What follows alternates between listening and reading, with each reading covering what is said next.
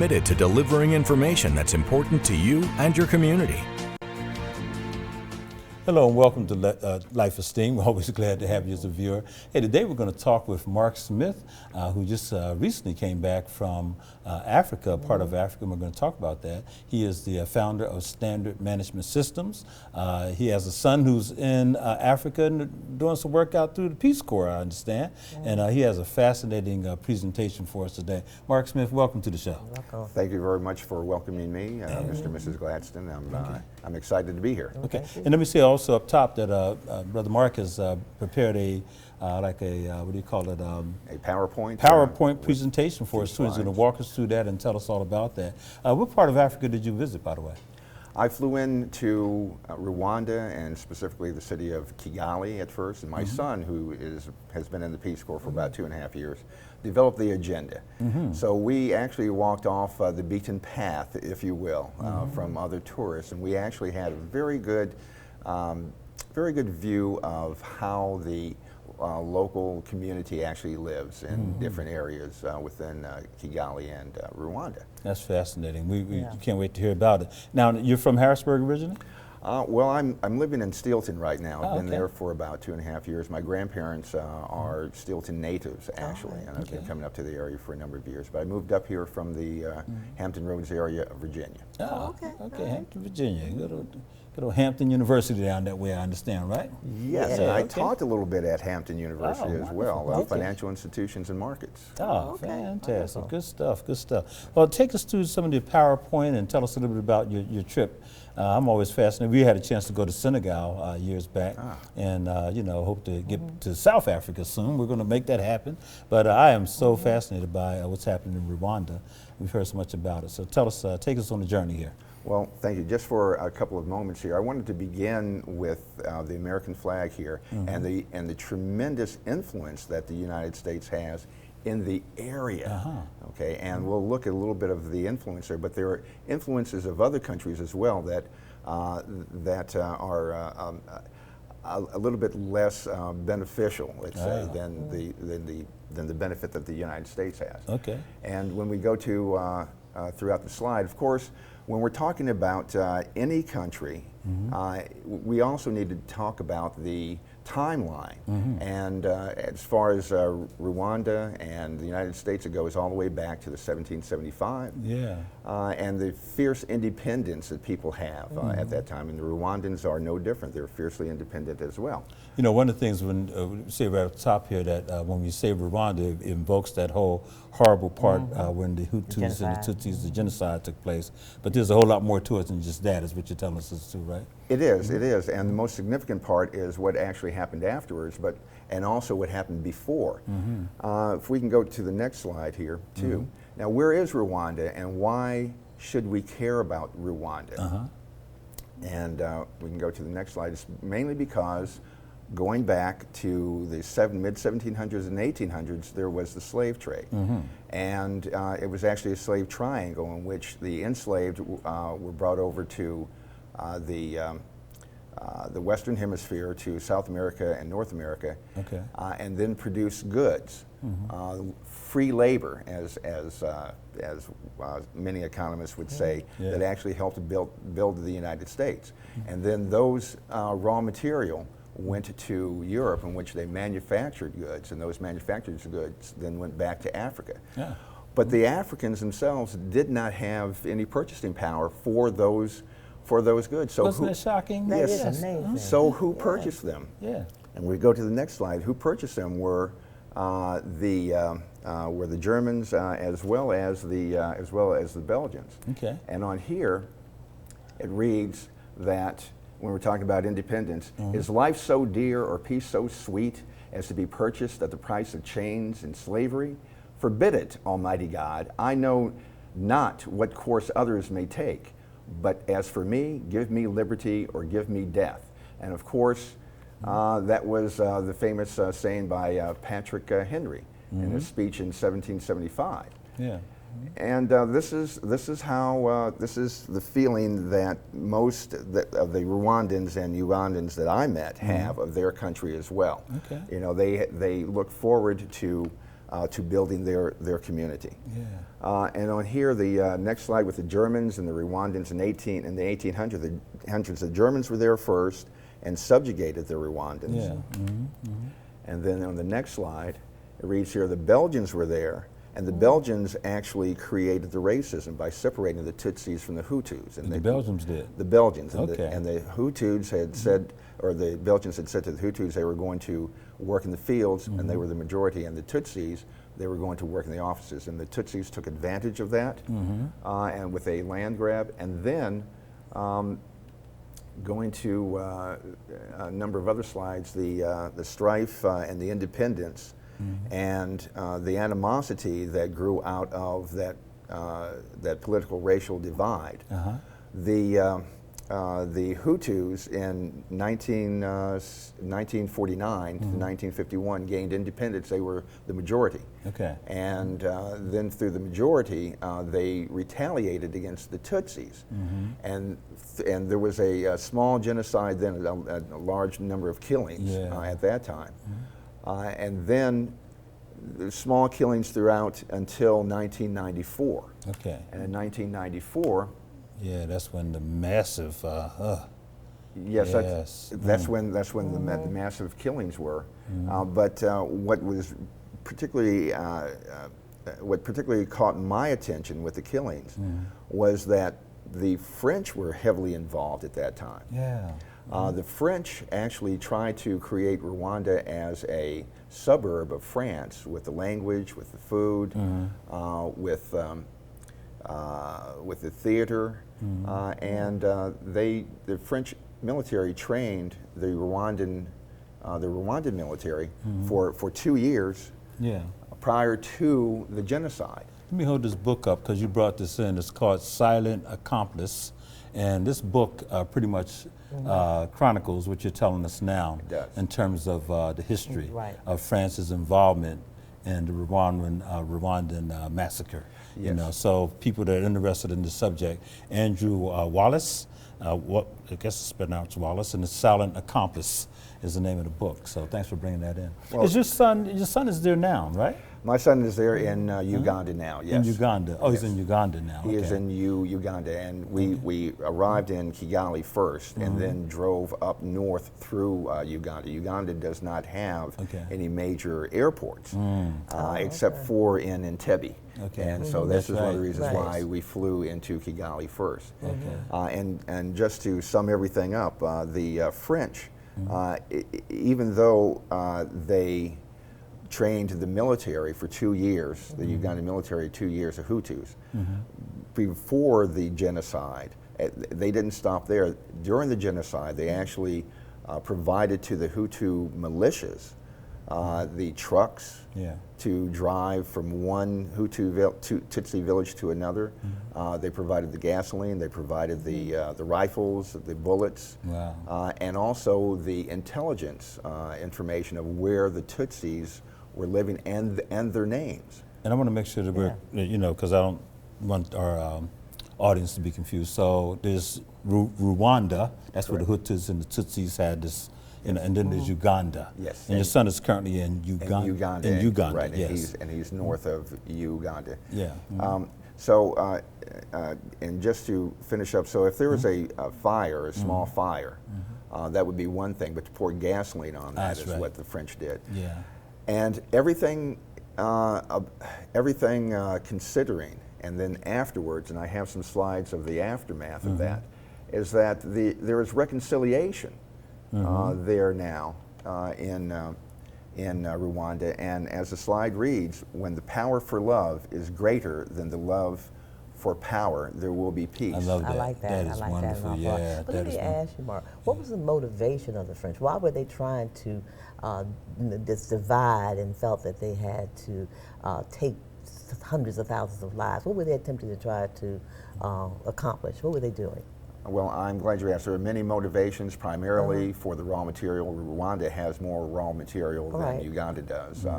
And in addition to that, they were competing for the past couple of hundred years against the English, the British. You know, the French had a very humiliating defeat in Vietnam, and so they wanted to hang on. They wanted to hold on to all of their other colonized territories. Yeah. And so those were the two primary motivations from what I understand in my research. All right. And this was your first time visiting? My first time visiting. Okay, so did you know all of this history, or did you do your homework before you got there, or did you just kind of discover some of this once you got there? What was it like to actually land in, Rwanda, right? Rwanda. And then you went off the beaten path, right? Yes. So what did you really learn that maybe we wouldn't know just as, regular American citizens? Well, I think that before getting there, I'm very well read and very well learned, but not until I was there in the society did I have access to more information available at my fingertips than here. Even though we have great libraries here, it was beginning with the Rwandan memorial, of which 250,000 people are buried there. They had literature there, and I began reading and speaking with people there. And my experience flying into Kigali with quite a number of dark-skinned people. You know, the majority were dark-skinned, and it was quite interesting to see and to be a part of that experience. There's very little evidence now about the genocide there in Rwanda and in Uganda. But that memorial that they just showed, now tell us a bit about the memorial. Is that like a piece right there? There it goes. Yes, that's the entrance to the memorial itself, and it's a very solemn visit.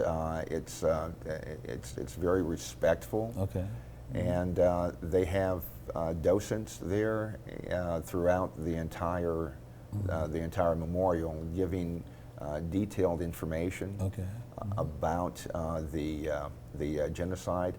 And interestingly enough, there are correlations between the Rwandan genocide and the Jewish Holocaust as well, and the motivations that led up to the genocide and the killings. One is racism, another one is to extract the raw material, another one is just the feeling of superiority. You know, that the controlling power wants to exert to subjugate the masses. How were you received? Here you are. You're in, as you said, the people there were very dark skinned. We experienced this also in Senegal. You stand out. You know, we think of ourselves as African Americans. Right. And then you get there, and it's like really, you can feel that you stand out. So how did you feel, and how were you received by the natives, if you will, of Rwanda? Well, I do believe I was very well received. I do know that I tried to blend in as much as possible by not wearing tennis shoes. Okay, 'cause that's a giveaway for people who are tourists. And not until I started to talk, did they find out that I couldn't speak the language. And then I was very well received because my accent, or first of all, speaking English, and then my accent denoted that I was from the USA. And there's a lot of respect towards people who are from the USA because they bring in the ethos for all aspects of life, for all aspects of living. And so there's a lot of respect that people have towards the U.S. Very good, okay. That's right. Now you said you didn't take your wife there because you thought some of the conditions, the places you would go may not be, something that she may want to be exposed to or have to deal with. Well, I would suggest everyone, everyone, irrespective of really their health conditions or their perspective, would visit another country. Any country, but just to get out of our United States mind and to see what other cultures are. I was over in Italy a couple of years ago, and where I was off the beaten path there as well, they close their shops from 11 o'clock until 2, and it's their culture because they want to have food and dining with their family. Well, just like over there in Uganda, there is a culture there. Everything is fresh. Everything is fresh because the vast majority of the people are subsistence farmers. You know, they can walk out of their door There you go. to their crops, you know, and actually harvest. And then bring it either into the house or outside and prepare it right there. You know, there's actually no need for refrigeration at all because it's all fresh. There is really no need for vehicles, to tell the truth, because where are you going to go? I mean, you're virtually in close to nirvana. You know, there. You know, there's a banana type plant that grows in abundance there. So there's really no need for currency, to tell you the truth. Currency, there's a need for currency, you know, if a person wants a cell phone, you know, if a person wants, you know, some other items or articles, but you know, there it's very close to Eden. I noticed, I think it was a piece on 60 Minutes of all places where they talked about the telephone now is the currency in certain parts of the world, and especially in certain parts of Africa. Remote parts of Africa, instead of exchanging a dollar, they just use their phones. Yeah, I don't know if you experienced that at all. When absolutely, absolutely, and that's one of the items, one of the topics that I did research before going there. You know, of course, you know, having a degree in business and teaching financial institutions.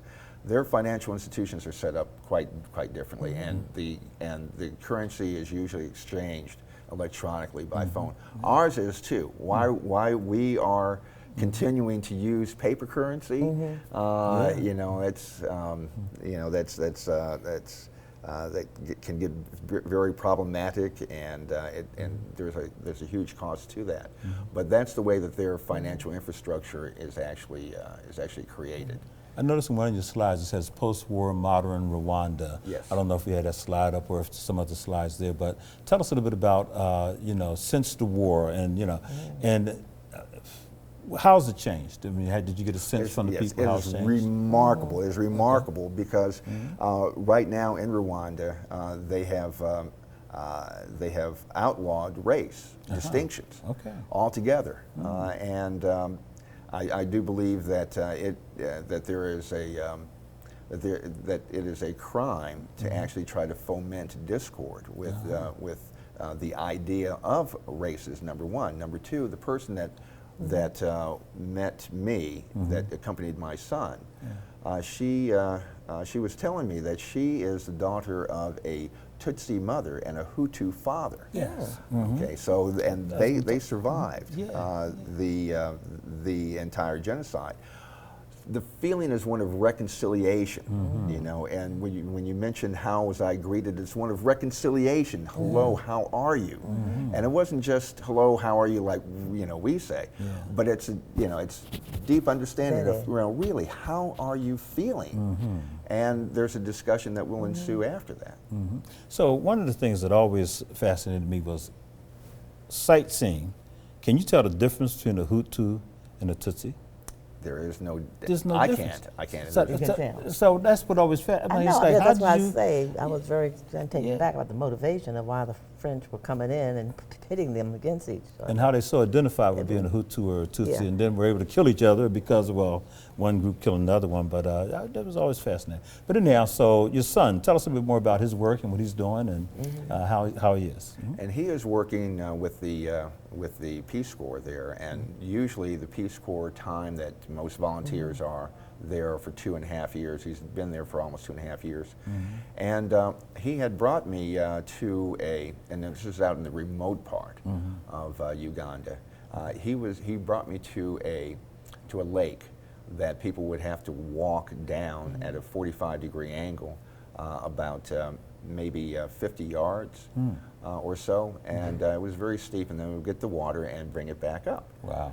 And so I mentioned to him, you know, we had a discussion even before I got there about having a water delivery system that was solar powered, you know, sustainable development, you know, not using internal combustion engines to bring the water up to the road. And he said, well, think about it. Number one, you know, all these countries over the years have thought that they had some good ideas, and the good ideas didn't always work, such as just recently, this one European was there in an area just north and saw an entire area that could have been cultivated for crops. And he was just wondering, why isn't it cultivated? So he took it upon himself to cultivate those crops with tomatoes. And then right before it was going to be harvest, the elephants came over and ate them all. I can imagine. So he asked the community, why is it that you didn't tell me about the elephants eating it? And they said, well, you know, you're you parent. We thought that you actually knew some solutions, but apparently you didn't. And then he said, well, at least the elephants had a good feeding. And so not all the solutions that we have will be a remedy for what we think is a solution. My son was also saying that, just think about it. The women usually walk down there to get the water, and they bring their children, so they have discussions along the way to the water. They have discussions on the way back. That's powerful. And if in fact the water is delivered differently, then that's going to deprive them of that interaction and the passing of knowledge from one generation to another. So it's going to disrupt their entire society. Isn't that doing that. Amazing. We never think about that.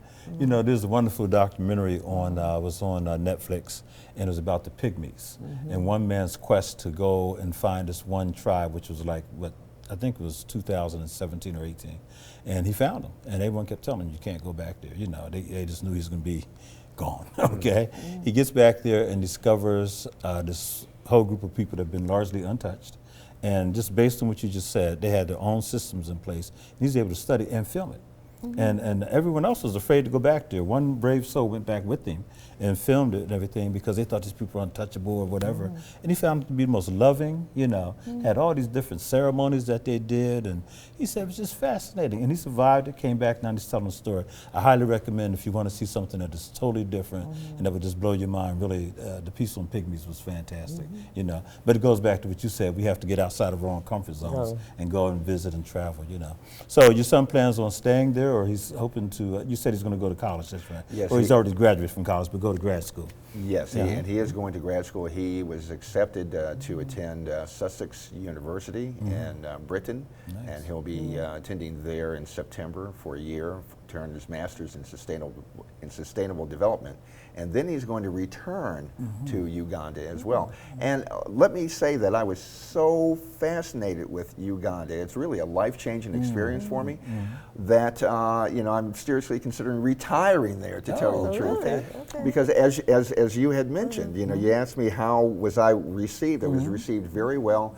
You know, everyone that I spoke with was very kind and very understanding and very giving of themselves. I have to mention that there's a wonderful pharmacy here in Harrisburg. It's called East Shore Pharmacy, right uptown Harrisburg, and on, I think it's Agate Street. And I mention that because they're my pharmacists, and they're from both, he's from Uganda, and his wife is from both Nigeria and Ghana. She was born and raised in both those, but he's from Uganda and goes back, you know, quite often. So his name is Andrew, Pastor and Dr. Andrew, and just gotta lift him up. Some of the nicest people you ever meet. You know, him and his wife both just very pleasant, very great people. Part of the what is called Living Springs Church, Redeemed Christian Church of God. And so if you ever want to meet somebody from the Uganda, you know, country and learn a little bit more, you know, talk to Brother Andrew. He'll enlighten you, and he tells you. Did you have a couple other slides? I know we're going to run out of time real quick. There's something else you can take us through. Yes, so there was one important slide that is close to the bottom here, and that has the ethos. Oh, and the photographs on these. Now those are nice photographs, and those accurately depict how the countryside in Uganda actually is. And we did go on a safari, and you know, it was one of those one of the animals out there. But the sunshine, you know, is excellent. Then the next slide that has the ethos, right there, it reads here the logos, ethos, and pathos. Yes. When I mentioned that the United States has an impact in the area, this is the impact that the U.S. has. These are the goals. These are the principles that many of the people that I've spoken with strive to achieve. And that is in direct contrast to many of the other countries who have been there in the past and who are there now, like China, extracting the raw material without providing equitable reimbursement to many of the communities there. It is the perspective of the United States and the stature of the United States that stands head and shoulders above any other country there. Fantastic, fantastic. Amazing. Yeah, a lot of people don't know that China is heavily invested in Africa. Major portions of Africa, and people are shocked when they go there and they see that, from the stores, the commerce, whatever. But it is what it is. But it's good to hear your report about how the United States has, established itself there in Africa, parts of it. Yes. Have you been to other parts at this point of Africa? This is my first trip to Africa. Okay. I've been to Europe. I've been to South America. I've been to Canada, but this is my first excursion to Africa, and I'm very, very much impressed with the travel that I had. I actually spoke with the people, the community members who were there. I got way away from all the cities that are there. So were you able to, did a lot of them speak English? Many of them spoke English, Okay. yes. That's, I think, the international language, but yes, absolutely. Yeah, because I know that they say Africa has about, I don't know how many different dialects and different, but it has a lot of them, right? Yeah. And so certain parts you go, like we were in Senegal, and that's French speaking, right? And the native tongue was Wolof. The native tongue was Wolof, that's right, Wolof, yeah. So if you didn't know any of that, you hope you're in somebody that spoke English, right? So, but good stuff. So you plan on going back one day? Absolutely, absolutely. Okay. And one other point too that I wanted to show. I still have some currency here. Yeah. Okay. You do have some currency. I still have some currency. Oh yeah. And if beautiful. And if you notice here, I really should have brought this earlier. You'll notice how it's made with the not only with the designs but also with the indications over here on the side. Yeah. I do believe that this is actually minted in the U.S. Okay. Okay.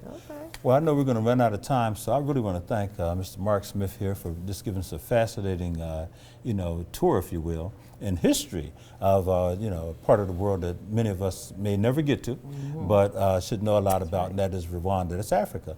And hats off to your son for doing what he's doing in the Peace Corps and everything. So hopefully what we'll do is have a community forum where we could have Mr. Mark Smith actually unfold this even more. Wonderful PowerPoint, as you can see, and a lot more I'm sure you can tell us. There's much more. Much more. Well, look, thank you so much for watching Life Esteem. We're always grateful to bring this program to you. Thank you to WHP TV 21 CBS for doing what you do to support this program, and we hope that you have yourself a blessed day. See you next time on Life Esteem. Great stuff.